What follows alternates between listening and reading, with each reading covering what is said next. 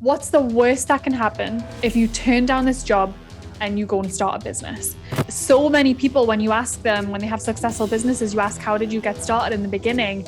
And ultimately, they'll give you a story, but ultimately they were saying, I was resourceful.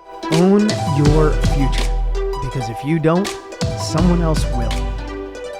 Welcome back to the Own Your Future podcast. I'm so excited today because I have a dear friend, and I could say that because we've spent years getting to know each other. We spend at least once or twice a year in proximity. She's got an amazing little daughter who's a year old, and her and my wife chat nonstop. They have cool things in common. And besides that, it's so enjoyable to watch. I can say a young woman because I'm 54, but to watch a young woman in today's world take ownership, to own her decisions, to own and be in control of her choices and her calendar, to be the mom she wants, the significant other she wants, the leader she wants, the person who impacts, to move forward even when you're scared, to move forward even when you feel doubt, to move forward. In today's world, we call it imposter syndrome. And then you have friends and family who pack that imposter syndrome on, and it just amplifies, and you could just sit still and accept what life has to offer you, or you could take ownership, you take control, take uncomfortable action and move forward. And that's exactly what Natalie Ellis has done. She has formed the Bossbabe brand, which is pure fire, over 3 million followers on Instagram, an incredible company helping women all around the world. And I am so glad to have Natalie Ellis on the show. What's up, Natalie? Hi, thanks for having me. I'm excited. Glad to have you. So today I want to talk about overcoming adversity, how you got so many followers, how you get to be in the self-education industry. Would you have ever thought in a million years that you would be inspiring and teaching and literally selling what you know to other people and them thanking you for it? Like, did you even know that was a business when you were going through, college or going through university? But I'd love to start with a question I love to ask before we get into some of the details. Was there a time in your life? Was there a moment that you remember? We call it the Own Your Future podcast. I just love that term because if you don't own it, someone else does, right? Life's too short for someone else to be in control of your calendar. Was there a moment where you knew, like, no one was coming to save you, so it was on you? That could be number one. Number two, it could be like, man, if I don't do something different, I'm going to be sucked into the life that somebody else's, not mine. Was there an epiphany, or was it like a slow roll into you deciding to do your own thing? I remember the exact moment. I remember sitting in a cafe in the north of England. I think I was 21, and I was sitting across from a friend of mine, and I was in tears saying to her, I don't really know what I'm going to do. I have two options and I have no idea what I'm going to do. So I just graduated university. I went to business school and I got offered the graduate job of all business school dreams. It was with one of the big four consultancy firms. And even the sign-on bonus alone would have paid off my entire student debt. And it was the path everyone expected me to go down, but it just didn't feel right. And I always knew that I wanted to be an entrepreneur, but I didn't have a business idea. So I was sitting across from her and I said to her, listen, I've got this job offer that on paper makes absolute sense. In my heart, I want my own business, but I don't even have a business idea. So would it be crazy to just turn down this job? And I'll never forget what she said to me. She said to me, what's the worst that can happen if you turn down this job and you go and start a business? And I thought about it and I realized the worst thing that could possibly happen is I'd be in the situation I'm in now. I'm living with my grandparents. I've got tons of debt and I've got no idea what's next. And she was like, can you handle that? Can you handle, if that's the worst it's going to get, can you handle it? And that for me was a full body yes, because I was already handling it. And I made the decision on that day, I was going to go start a business. I was going to find an idea and I was going to go and do that. And it just comes back to that own your future, the idea of taking full responsibility for deciding the path that you're going to go down and having that trust in yourself that you can figure it out and you can handle what the worst case scenario is. And I never looked back. I mean, it wasn't easy. It hasn't been this upward journey the entire time, but that one decision, it changed everything for me. Yeah. And what do you feel? I'm just going to go down this road a little bit because you and I get the opportunity to get people at different ages who have that realization. You were blessed. You felt that at 21, there's some people listening, they're 31, 51, 71, and had that realization last week, last month, last year. It's like, I just spent a decade or half a decade or multiple decades doing something is what everybody thought I should do. You went to school, Natalie, you should have taken that job to the outside world. You were crazy to people in your family for turning it down. You had to go against the grain. And here's the part that I think it is harder to make that decision each year. It compounds. Well, now I have kids. Now I have a house. I have a mortgage. I have a car payment. They expect me to do this. I have daycare. Like, you could see how imagine that decision, living in your grandparents' basement, right? Debt. But imagine if you stacked on and you had a 1-year-old and a house and your own mortgage and you still feel that way. And that's why I love what we get to do, because that can feel hopeless. It can feel helpless, not knowing where to start. So I guess the question is, how do you see helping people make that decision as they get older and it's harder? There's two ways that I look at it. The first thing is, I feel like people have to really own their truth in order to be able to shed the shoulds. So shedding the shoulds means shedding all of those layers of shoulds that you've put on since being a little boy, a little girl. We put these layers on. I should go to school. I should get a degree. I should buy a house. So many shoulds we put on. And I think to be able to shed those, we have to have really honest conversations with ourselves. Is this life I'm living the one I actually chose, or is it one that I settled for? And that alone is really powerful, to just acknowledge it. It doesn't mean you need to change it tomorrow, but it just means I'm acknowledging there might be something else that I desire for myself, because there's a big difference between the should and the desire. And the second thing is, we don't have to make the decision and throw everything away overnight and start from scratch. If you're sitting at home listening to this and you've got mortgage and you've got kids and you've got people depending on you, it's not a case of saying, okay, I'm going to put everything on the line and I'm going to risk everything to go in the direction that I want to go.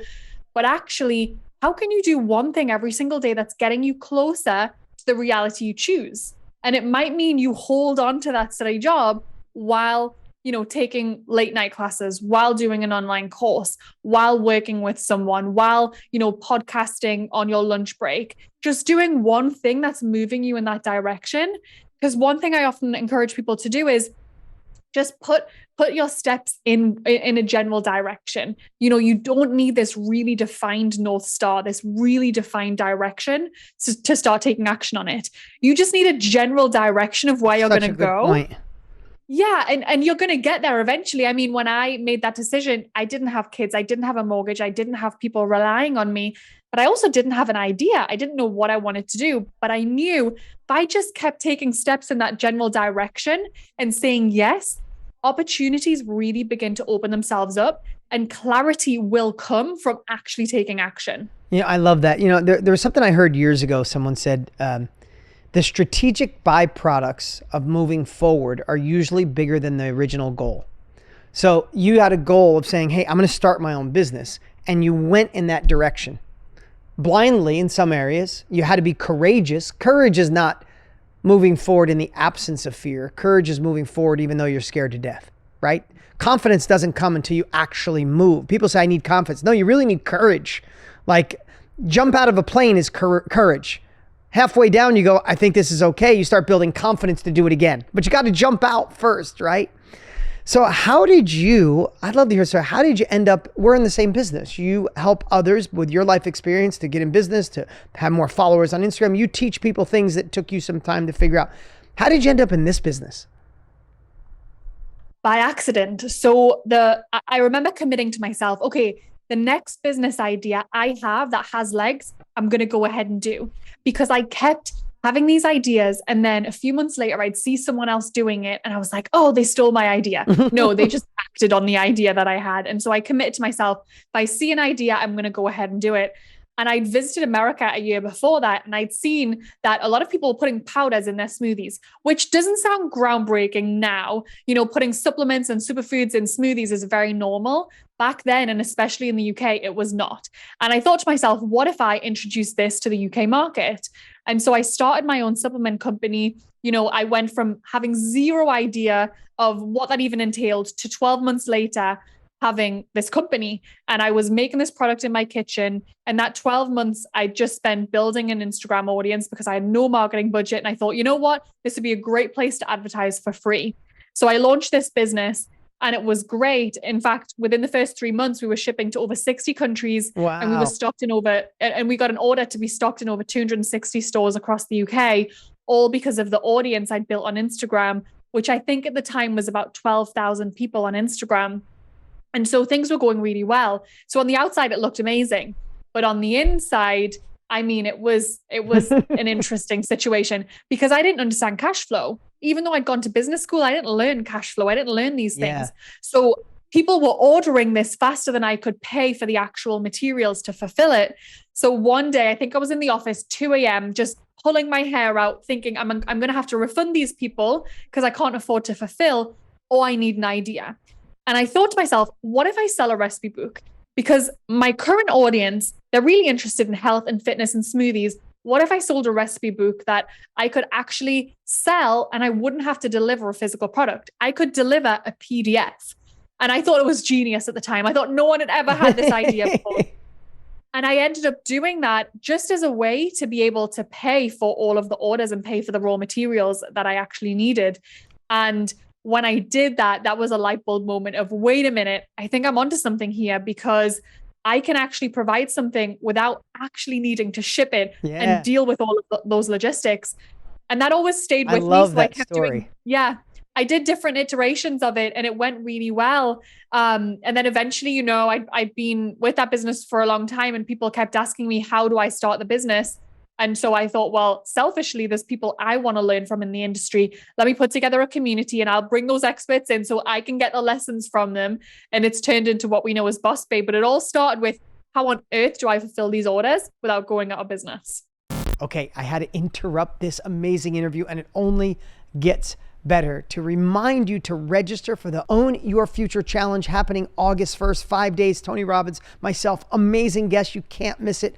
OYF2023.com, OYF2023.com. Go reserve your spot after you listen to the rest of this amazing interview. Isn't it true how desperation is just the mother of creation, right? I mean, you had to figure a way through. And sometimes I like to put myself back in that place because for me, that's where most of my innovation came, when my back was against the wall. So if your back's against the wall right now, no, that might be the gift from God, the universe, whatever you believe in. It's time to innovate, time to create, because like when Natalie was at her grandmother's house in debt, there's no other place to go but forward, right? And if you go back, you already know what it's like to be in the basement. So it's not like you don't understand it. You know what I love about this? A couple of years ago, Warren Buffett, he does a yearly address to the world. I honestly have never seen it before, but somebody had sent me the clip and he was asked, what is the best thing to do in a shifting economy? Or it was about inflation or a recession. And he said two things. He said, one, start a beautiful, I remember he said the words, start a beautiful business that has higher margins. Where people get themselves in trouble is when they have product and they don't understand it and it's so costly to fulfill. And then if inflation goes up, you can't afford the gap and you go out of business. And you realize that. That's why I love this industry. It's why Tony and I teach it. It's why you teach it. You sold information. You sold something extremely valuable. That PDF helped people how to get healthy and all the things that you did. It was extremely valuable, but you didn't have to store it. You didn't have to warehouse it. You didn't have to ship it. You didn't have to pay shipping. You didn't have to worry if shipping costs went up. You got to sell it, impact other, and the margins, like what Warren Buffett said, are bigger. And now you've gone on to teach people how to do what you do, to be in business and start an online business. I love that. And the second thing he said is, even if the dollar deflates and we, what he said, Reichmarks or seashells or a deflated dollar, just get better at what you do and you'll get more seashells than anybody else. And I know that sounds like, especially a younger generation, is who's that old white guy, Warren Buffett, the richest guy, what would he know? But think about those two words. It's like Sell something with more margin. If you're going to do the work, you still got to sell. You still got to ask for the money. You still got to create a great product. You still got to have followers. You still have to fulfill. You might as well sell a product that you can replicate over and over and pay nothing for it. And secondly is stop dabbling. That's the way I got from it, is like everybody dabbles. They want more freedom. They want to do their own thing, but they dip their foot in, they get nervous, they back out, and then they complain. I'm not trying to be rude. And maybe complain's not the word. Maybe uncertainty, imposter syndrome kicks in. But like, I'm not trying to oversimplify success. But when you have a great product and something you can deliver with small margins that actually impacts lives, and then you take the uncomfortable action of learning the business and moving forward and marketing when you don't, then I'd love to talk about how you look at the lens of marketing here in a moment. But that's the combo for success. No more dabbling, no more dipping your foot in. And I'm sure you felt that along the way. And now that you help other people, don't you sometimes want to shake them and go, no, you just got to do the work? Yeah, I sometimes just want to shake people and say, you just need to be resourceful, because so many people, when you ask them, when they have successful businesses, you ask, how did you get started in the beginning? And ultimately, they'll give you a story, but ultimately they were saying, I was resourceful. Yeah, it's never pretty. It's never like, it's never pretty. I started and the clouds parted and the angels, it's like, that's not the way it goes. No, it's exhausting, and you need to work long hours often, and you need to be really consistent. You need to keep picking yourself back up, but ultimately you need to be resourceful. When I started this business, I was Googling, how do I sell? What is an email list? But I figured it out because I knew I had a really good product. And if I figured out, if I can sell this thing, I've got a business. And my first goal was, if I can sell enough of this to just make a decent monthly wage that can pay my bills, that's a success to me. And that was my North Star. It's all I focused on. And I wasn't getting distracted. And I think it's very easy to be getting distracted and okay, I've got this one product. Let me create a few more because that one's not selling. Well, let's figure out how to get it selling, because you've got a lot more success coming to you if you can actually figure that part out. A lot of people just give up before it's too early, or turn their attention to something else too early. And I had one product for 4 years and I just kept selling it, and I just kept getting better at selling it. And that skill is what's been able to be transferred into other businesses that I've had. But I learned that from being resourceful. Yeah. I mean, now that you're a mom, it does change the game, doesn't it? Being a parent. Oh my God, it changes everything. Changes every lens you look through. It's like you get a new pair of glasses and the world looks completely different as a parent. And I know I get to, as friends, I get to witness that in you. And I love seeing that glow and that shine when you talk about your daughter. If someone is thinking,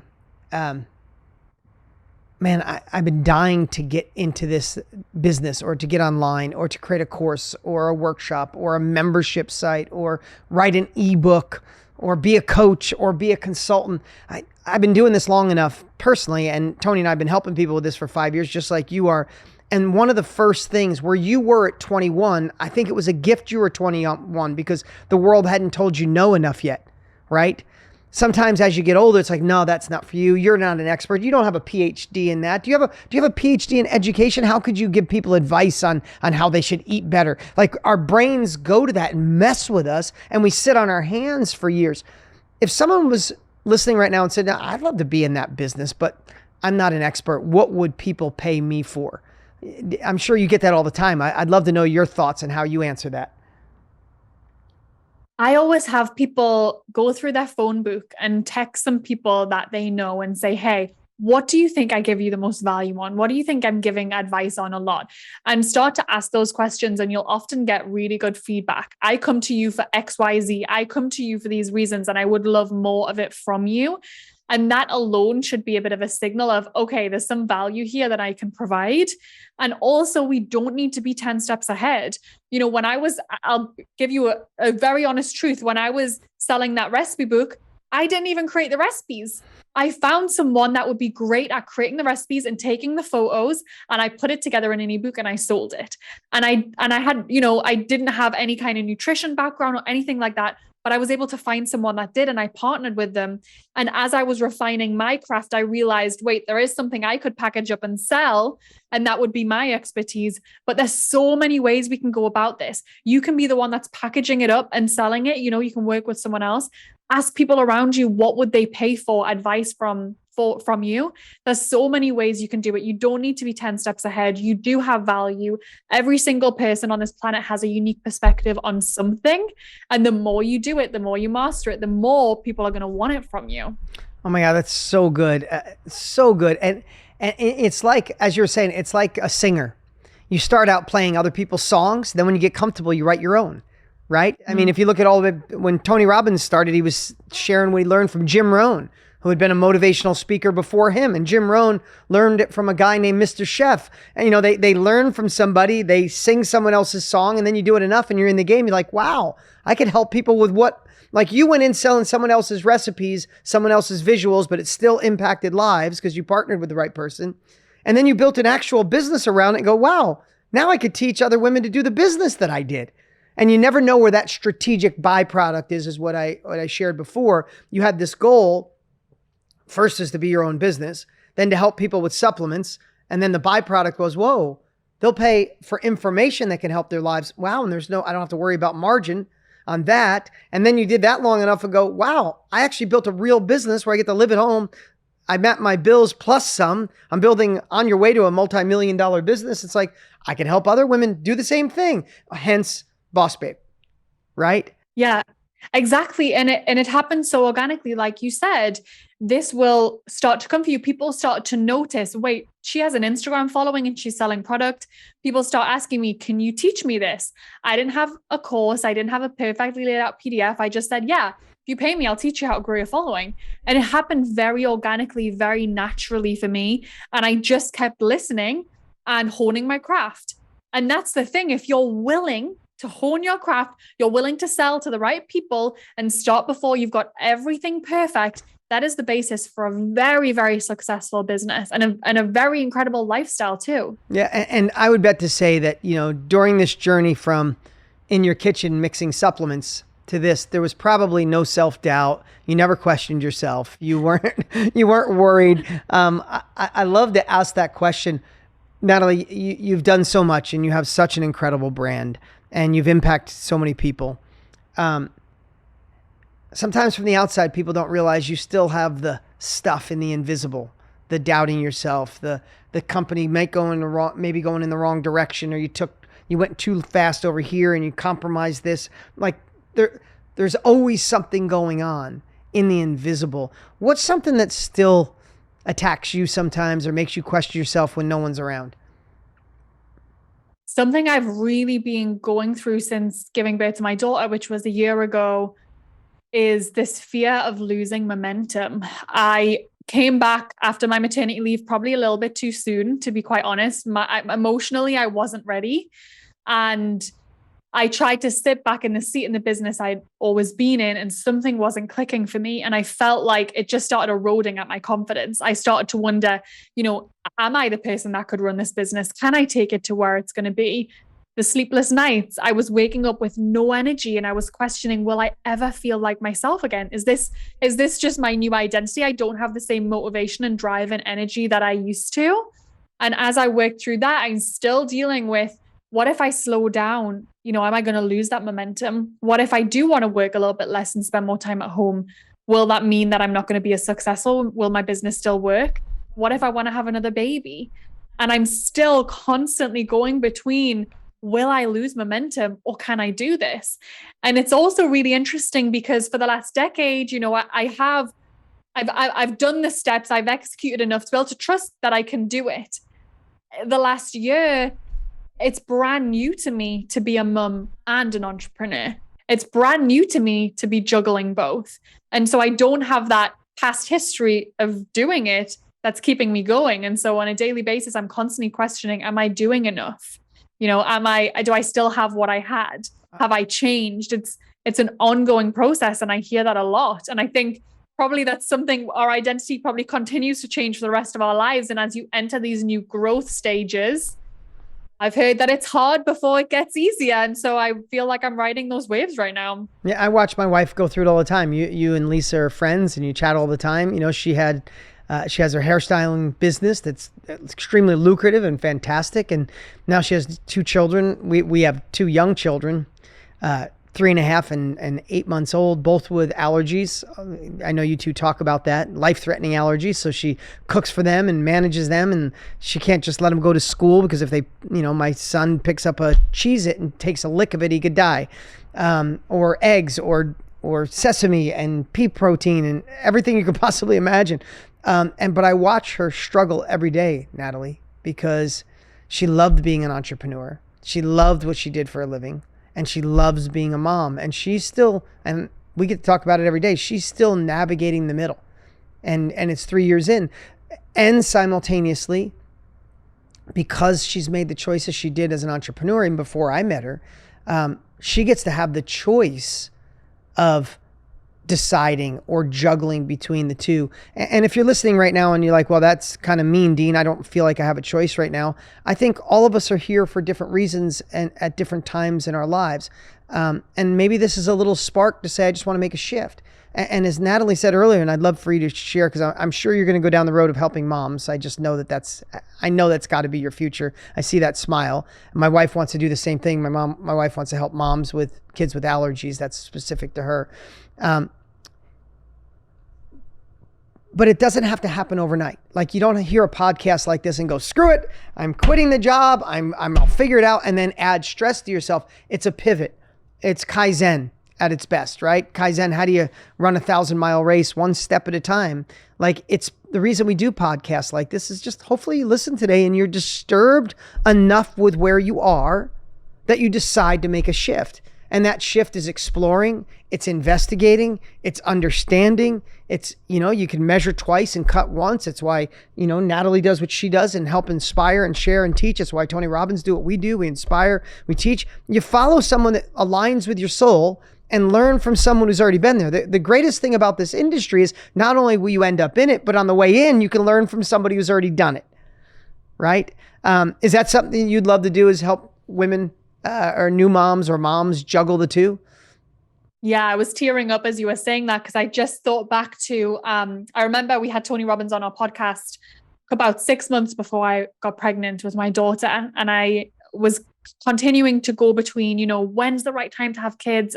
I love my career. I love what I do. I have momentum, and I feel this deep calling to be a mom. And I know that's what I'm here for.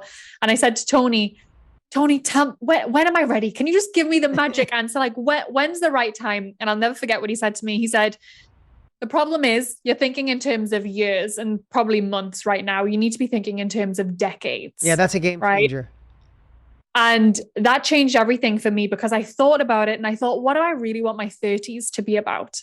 And the answer was so clear. It was mothering. It was having my babies and bringing them up. And yes, I want to do that alongside having a business, and knowing that's the theme of this decade, it allows me to give myself so much grace for the season I'm in, knowing that this decade is about being a mother. And yes, I'm doing all the other things outside of that, but that's my priority. And so everything I'm doing is going to be built around that. And if I know that's my priority, then what have I got to feel guilty about? I cancel that team meeting because my baby needs me, or I take that week off because she's not well. That's my priority. And so the decisions become easy.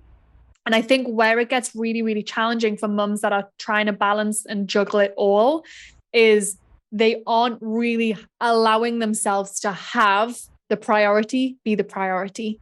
They think they've got 3 to 4 priorities and they need to be showing up at 100% on each of them. And that's why they feel so stretched and strained. And one thing I've really started to do at the end of the week is first check in, am I proud of how I showed up as a mum this week? And if my answer is yes, then I'm winning. And if it means that I didn't crush it with my goals the way I wanted to with my business, that's okay. If we're growing a little bit slower in this season, that's okay. But if my priorities are off, that's where the misalignment internally is going to come from. That's where the guilt's going to show up. But right now, I'm very happy to say I don't have that mum guilt, because I know where my priorities are. And I'm not saying for any mums listening that needs to be your priority. When my kids are in school, things are probably going to change a bit for me. But I just want to have that. I want to give myself that permission slip to just be where I am. And I have a mastermind actually for CEO mamas, because I need the support myself. And so I was like, how can I just bring more women together? And it's interesting because now I'm 1 year out and I'm still so new into the postpartum journey, but I have a lot of women in there at the 3 to 4 month mark, and they turn up to the call so frustrated. Maybe they're even 6 months in, 8 months in, they're so frustrated because they're not making progress in their business. And I just take a minute to remind them, you're probably not sleeping very much right now. Your baby needs you constantly. You probably don't feel great leaving your baby. Your hormones are all over the place. And I just lay all the cards out on the table for them. And they look at me and they're like, that's a lot, isn't it? I'm juggling a lot. Like, yes, zoom out 10 years. This is a blip. This is a season. This is a point in time. You are not going to regret taking that extra month at home. You are not going to regret working those fewer hours for the next few weeks. Just have grace with yourself. That's such good advice. People always ask me about advice. I have 4 kids now, and my oldest is 16, which is a whole new phase of life. And when people ask advice, I said, none of it lasts like you think. So stop sweating it. When my daughter was 2.5, she'd kill me to say it, but she was still wetting the bed at night.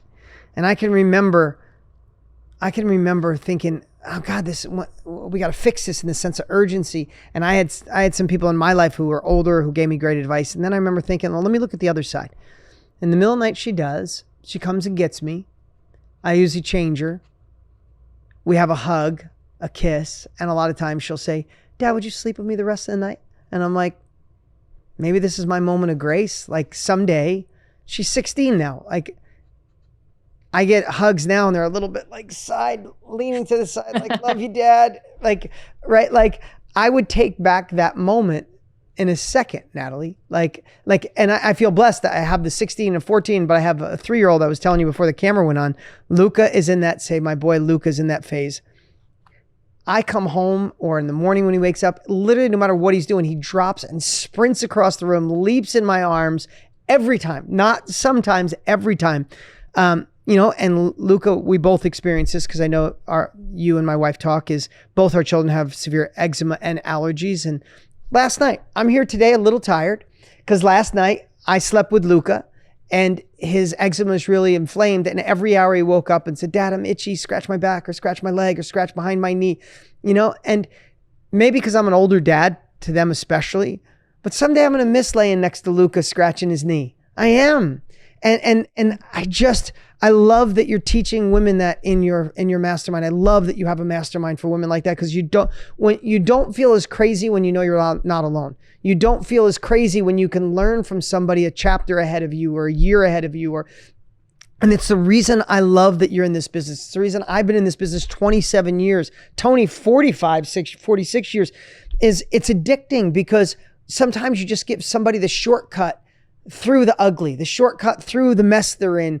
And I love everybody listening has that opportunity to help other people. It's why I love it so much. I know it's a statement that's hard to believe in when you're tired, and I can't imagine the hormones.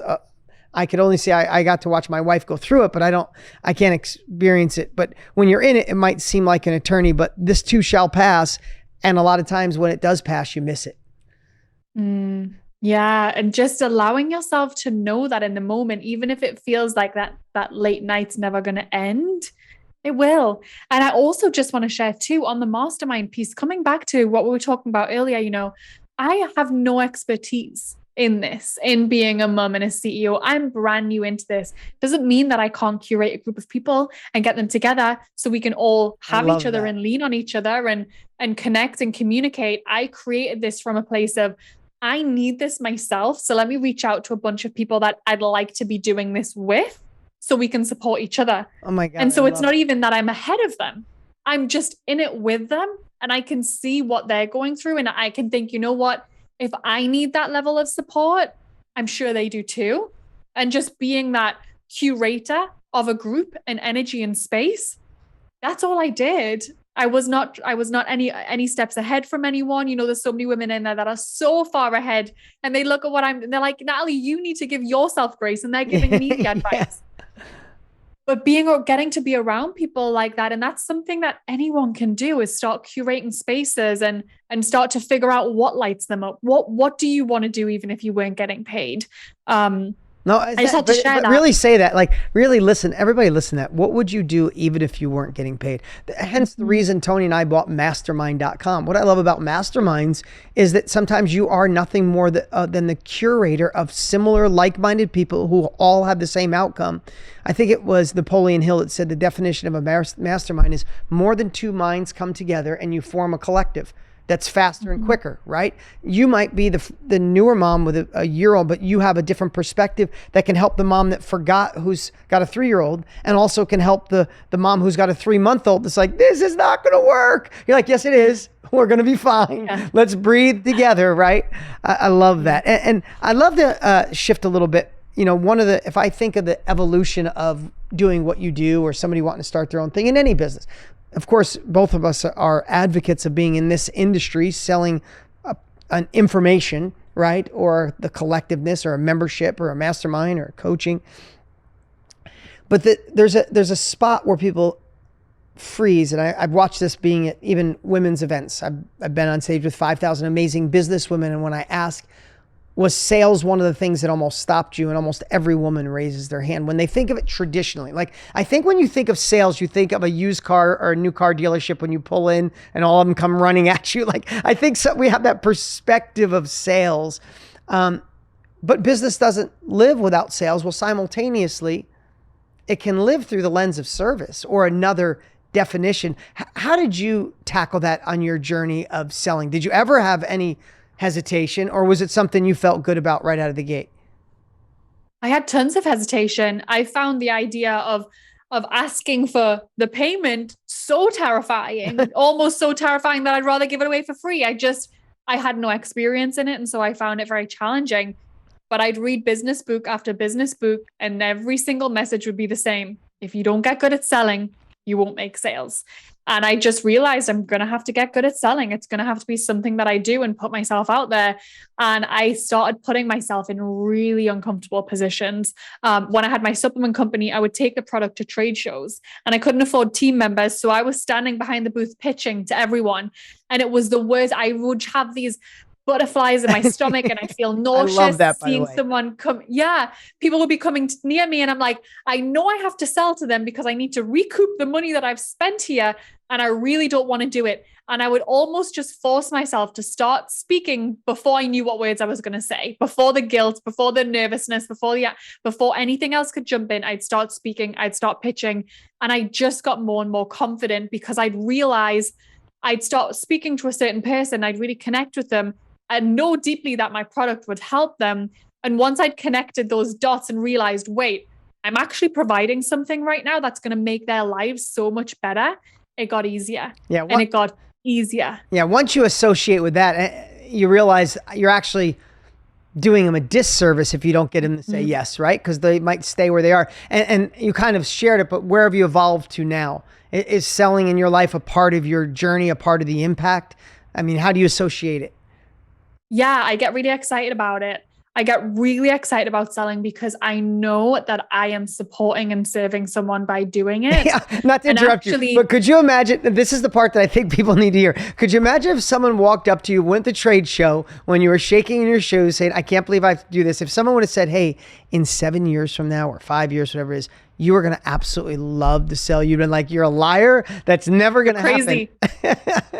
You're absolutely crazy. This is never going to feel normal or exciting, but it feels really exciting now. And I don't think there's a shortcut for that other than selling and push it, because you have to learn how to be able to communicate in a way that you can hear what people need and make that quick decision. Is this a fit for them or is it not? How do I communicate what I do in a really effective way so they can make the best decision? You have to get practice in doing that.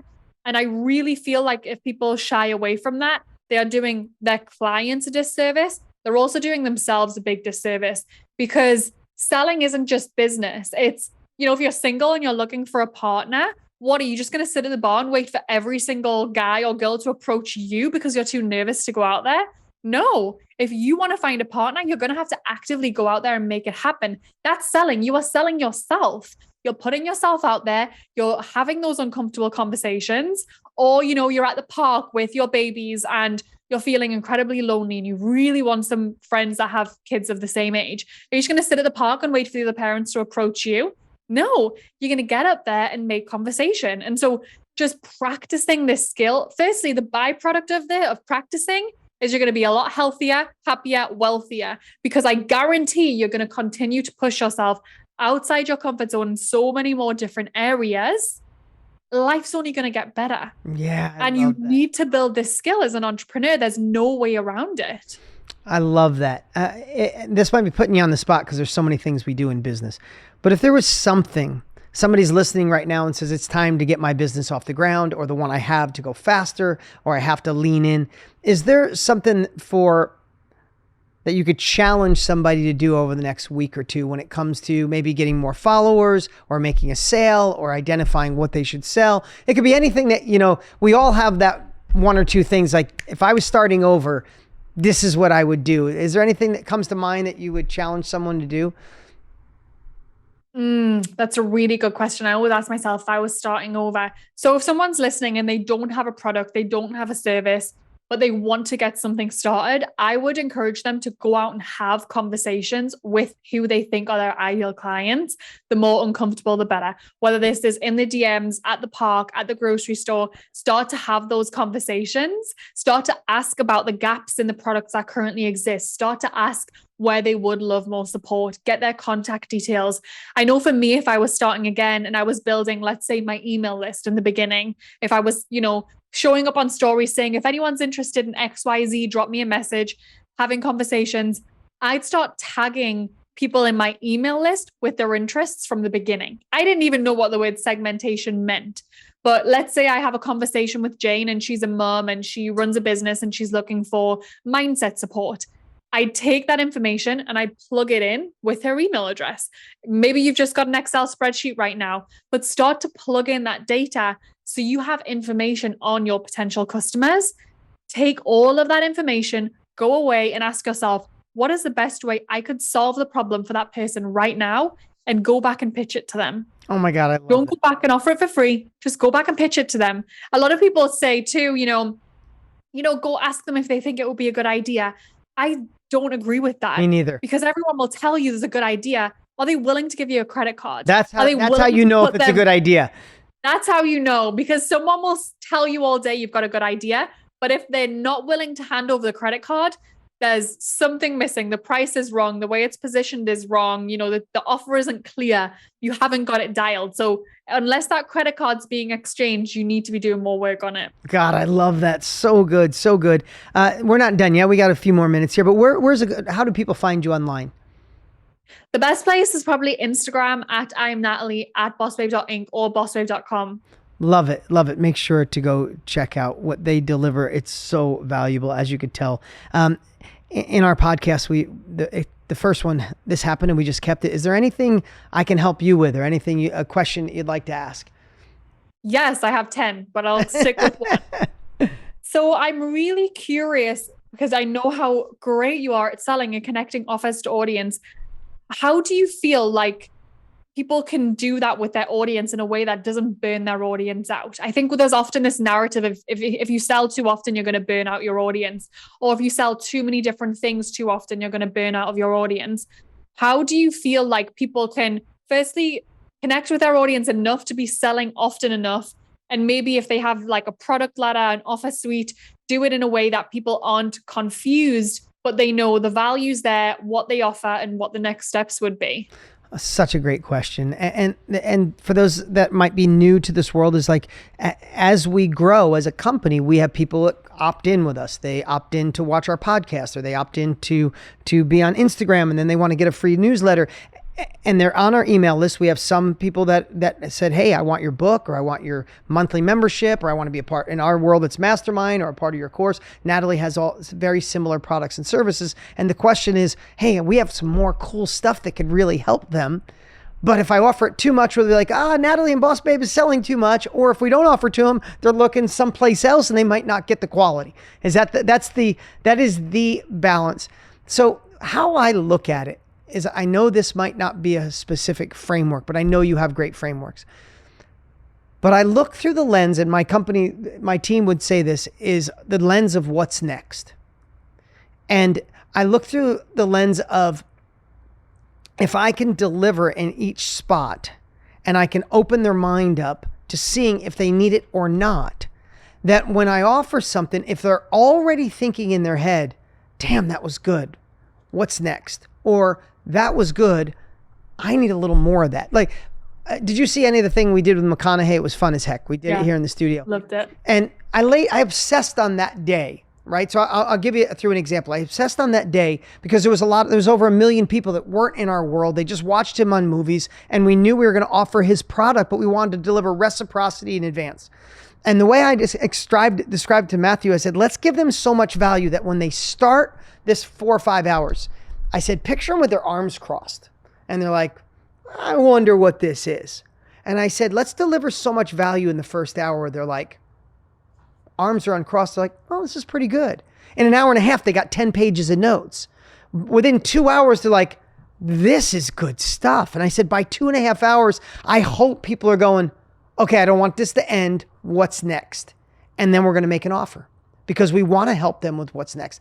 But I also said that same philosophy, and I know you already know this, so I'm sure I'm a reminder service today, but I feel the same way about email follow-up, right? 2.5 million people, some of them listening right now said, hey, I'll go to Art of Living. They decided not to buy at the moment, but they're in the email list. And I want to make sure, working with Matthew, that we deliver so much value to them that maybe they didn't buy that day, that there's enough value that is a certain trigger, they go, it's time for me to engage. So the lens I'll look at, and I know this might not answer your question totally, and then I'll loop back around. And I shared this on a previous podcast. Most companies that get stuck get really good at picking green or ripe fruit. So the day that we did that event with McConaughey, or Tony's event, or the event that I have coming up, or event you have coming up, it is easy for the people to go, I need change. I'm in a bad spot. I have to move. I want this. That's the ripe fruit. It's the day they saw it. I need help. But what about all the other people that showed up? To me, that's green fruit. And I want to nurture that plant. I want to plant fertilizer. I want to let you know I care about you, whether you want to come with me this month, next month, or 2 years from now. I've been in this long enough, Natalie, where I'll run into people and they go, I watched your damn weekly lives for 2.5 years. And I finally got your product. I'm so glad that I did. So I look through that lens of emotional buyers. How do I serve them? And how do I help them escalate? They got the course. Maybe they need a coach. Maybe they need a mastermind. I want to deliver value in between offering that to them. And simultaneously, the people who didn't, I don't want them to think like, hey, they don't want it. It's like they just didn't want that thing at that particular time. But if they showed up, they need us.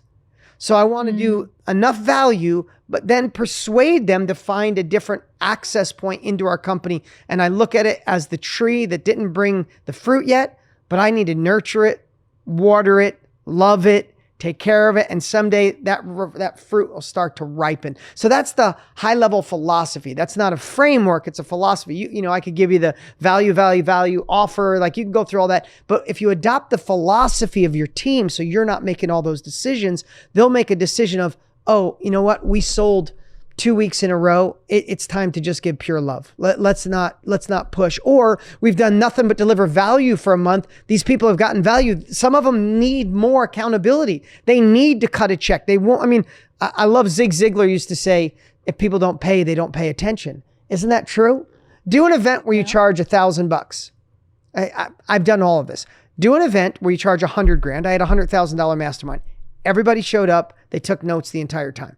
$25,000 mastermind, everybody shows up, take notes all the time. $1,000 event, 85% of the people show up. $200 event, 70% of the people show up. Free event, 18% of the people show up.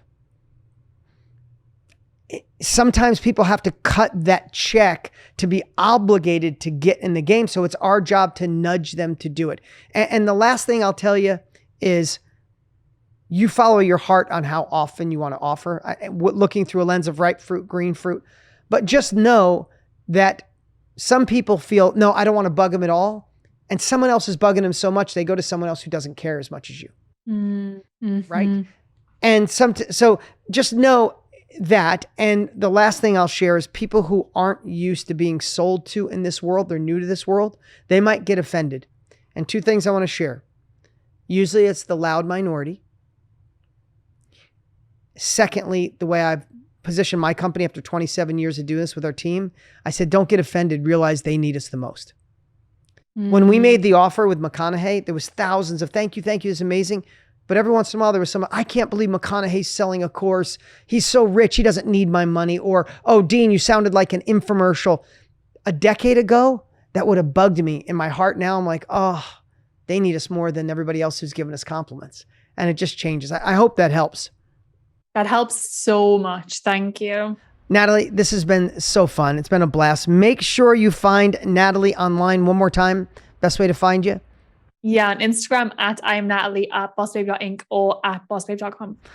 Love it. Appreciate you. Enjoy that amazing little 1-year-old. It goes so fast. I know everybody tells you that, but it goes in lightning speed. Each piece of this journey that feels tough, you'll miss it. And go have a lot of babies because it's so... Natalie, because it's so fun. I appreciate you so much. We'll see you soon. And everybody, thank you for being a part of the Own Your Future podcast. And when I say I appreciate you guys helping us be one of the top podcasts in the world, this is only about episode 14 where we're doing interviews. You guys have made it pure fire by following, by subscribing, by sharing with friends. If you know somebody that needs this episode, you know that you do. Please share it with them, and we'll see you next week.